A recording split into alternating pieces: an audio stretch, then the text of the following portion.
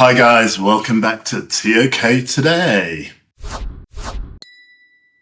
So, the May 24 ToK essay titles are out, so I think it's a good time to reprise a question which I looked at this time last year, which is, are some ToK essay titles easier than other titles? So I made a video on this last year, which not many people watched. And I think that not many people watched it because it's 28 minutes long. TLDW, too long, didn't watch.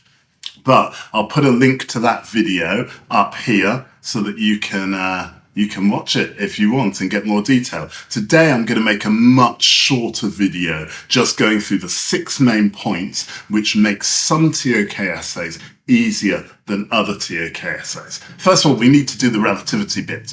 Second thing, before I get started, I feel I need to get out of the way the relativist bit of this. Here's the relativist bit. Of course, which essay title a student finds difficult will vary by student. Some students may find one title more difficult, while other students find another title more difficult. How difficult it is to support a particular student with a particular question will vary by question, by student, by teacher. It's sort of relative. Whether the more popular answers are marked more stringently by IB examiners will vary by examiner and by question. It's relative, alright? So I accept there's a lot of relativist knowledge in this video, alright?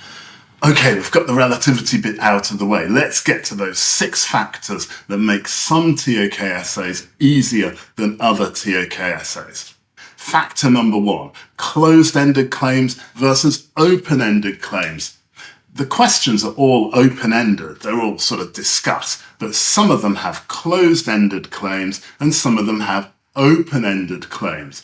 I believe that ones that have closed-ended claims in the question are easier to do than open-ended questions. And if you want to know more about that, remember to watch the video that I made this time last year. Link above. Factor number 2, assumptions within the question. Some of the questions have assumptions contained within them. Some of those assumptions are implicit. Some of those assumptions are explicit. Some of the assumptions can be both implicit and explicit. The fewer assumptions that are contained within the question, the easier the question is. If you want to know more about that, you know what to do. Factor number 3. Quotes in the question. Some of the questions have quotes from famous or important people. My contention is that questions without quotes are easier than questions with quotes. If you want to know more about that, you know where to look. Factor number 4, definitions. All of the questions require you to operationalize key concepts or give definitions for the concepts contained within the question.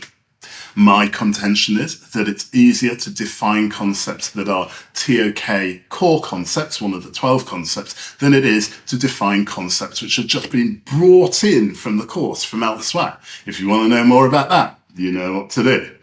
Factor number 5, a clear or an ambiguous claim.